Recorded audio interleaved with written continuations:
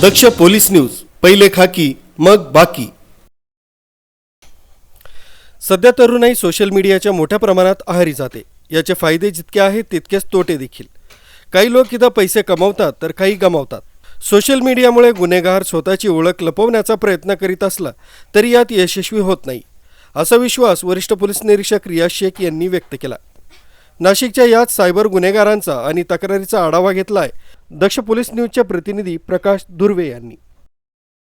सध्या सोशल मीडियाची चर्चा किंवा सोशल मीडियावर तरुणाई आणि लहान मुलं देखील आता मोठ्या प्रमाणात या सोशल मीडियाच्या कडे वळताना दिसत आहे. मात्र सोशल मीडिया फायदेची जरी असली मात्र नुकसान देखील तेवढेच आहे. सध्या सोशल मीडियावर इंस्टाग्राम असेल, फेसबुक असेल किंवा अनेक ट्रेडिंग करताना फसवणुकीचे प्रकार देखील मोठ्या प्रमाणात होत आहे. वारंवार सायबर क्राईमकडून जनजागृती करीत येते, तरी मात्र नागरिक या गोष्टीला गांभीर्य घेत नाही. आता दक्ष पोलीस न्यूजच्या माध्यमातून आपण सायबर क्राईम या ठिकाणी आपण आलो आहोत याचा आढावा घेण्यासाठी की सायबर क्राईमचं हे कामकाज कसं चालतं आणि आत्तापर्यंत किती कारवाई झाल्या. जरी सायबर गुन्हेगारी करत असताना गुन्हेगाराला वाटतं की मी कुठंतरी लपू शकतो, नाही, याच्यावर आता सायबर पोलिसांची करडी नजर देखील असणार आहे.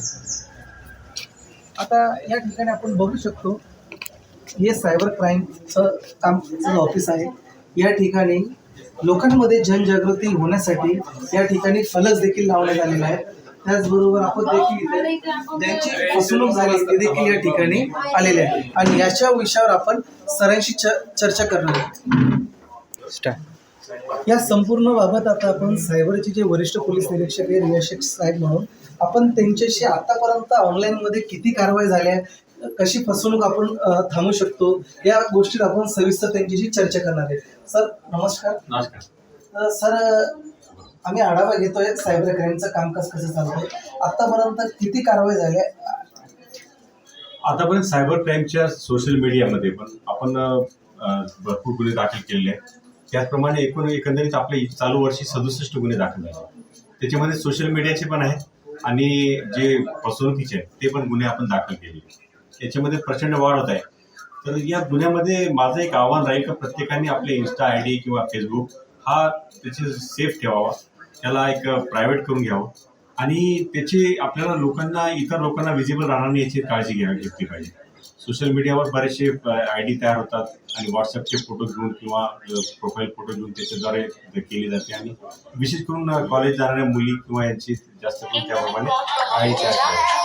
त्याची आपण प्रत्येकाने सुरक्षेची काळजी घेतली पाहिजे आणि अशी काही घटना घडल्यास ताबडतोब आमच्याकडे येऊन आम्ही त्याच्याबरोबर इंस्टाग्राम किंवा फेसबुक यांच्याकडून माहिती घेऊन तात्काळ कारवाई करतो आणि आरोपीला आम्ही तो घेऊनच येतो. त्यामुळे आपण याच्यासाठी तात्काळ पोलीस स्टेशनला येणे गरजेचं आहे.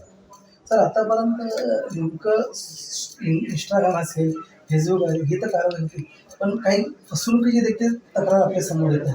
भरपूर फसवणूक आहेत. कारण आता चालू वर्षी आमच्या cyber police station Nashik city येथे ज्या 67 तक्रारी त्यापैकी बहुसंख्य ह्या फसवणुकीच्या आहेत, आर्थिक फसवणुकीच्या. त्याच्यामध्ये वेगवेगळ्या प्रकारे फसवणूक केली जाते.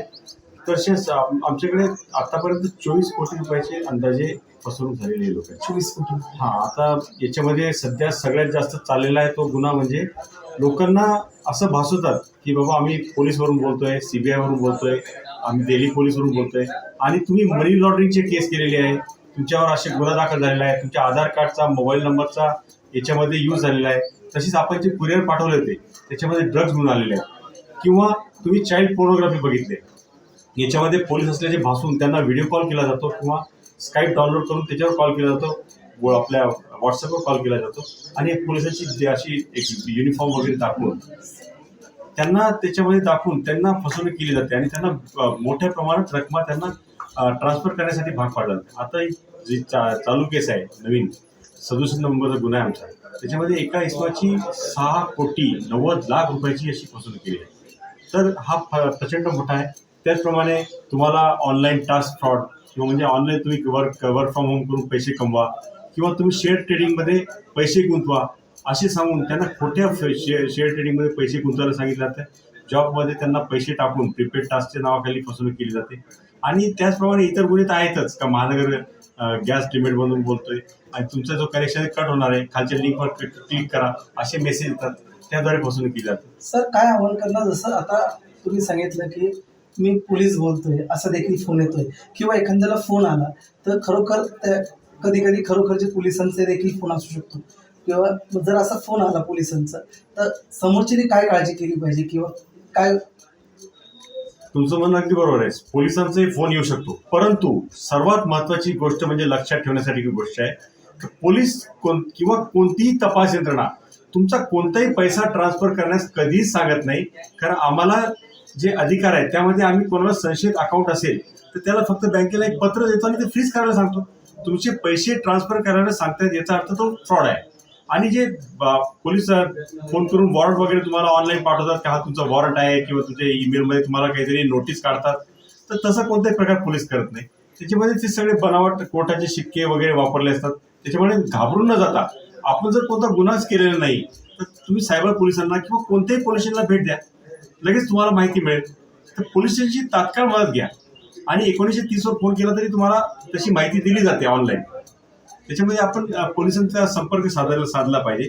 आणि शेअर ट्रेडिंग वगैरे ते ऑथेंटिक असेल त्याची खात्री करा. कुठेही व्हॉट्सअपवर किंवा इंस्टाग्रामवर किंवा टेलिग्रामवर ॲडव्हर्टाईज पाहून त्याच्यामध्ये पैसे गुंतवू नका आणि त्याच्यामध्ये फसगत होऊ देऊ नका. कारण आपल्याकडे असे 8 ते 10 कोटी रुपयाचा असा फ्रॉड झालेला आहे. त्या लोकांनी शेअर ट्रेडिंगच्या नावाखाली पैसे गुंतवलेले आहेत आणि त्याच्यामध्ये त्यांना फसवणुकीला सामोरं जावं लागेल. त्याचप्रमाणे ऑनलाईन जॉब टास्क फ्रॉड असतो. त्याच्यामध्ये प्रीपेड टास्क आहे, तुम्ही आधी पैसे भरा मग तुम्हाला आम्ही पैसे देऊ, याच्यामध्ये फसू नका. किंवा याच्यामध्ये तुम्हाला आधी थोडासा फायदा दिला जातो. तुम्हाला काही पैसे 1,500, 2,000, कधी कधी 10,000 पर्यंत तुम्हाला दिले जातात आणि नंतर तुमचे पैसे मागून मग तुम्हाला त्याच्यामध्ये कोणताही पैसा दिला जात नाही आणि फसवणूक केली जाते. त्याच्यामध्ये सावध राहिलं पाहिजे. खरंच आता आपण सायबरचे वरिष्ठ पोलीस निरीक्षक यश शेख यांच्याशी विविध विषयांवर चर्चा केली. ग्राहकांना पोलीस म्हणून फोन येतो, पण पोलीस हा तक्रार जर असेल तर तो पोलीस स्टेशनला आहे असे सांगेल. पैसे ट्रान्सफर करा जर असं आपल्याला संशयास्पद वाटत असेल तर नक्कीच आपण सायबर क्राईमला जाऊन संपर्क साधा. दक्ष पोलिसांसाठी प्रकाश धुर्वे, नाशिक.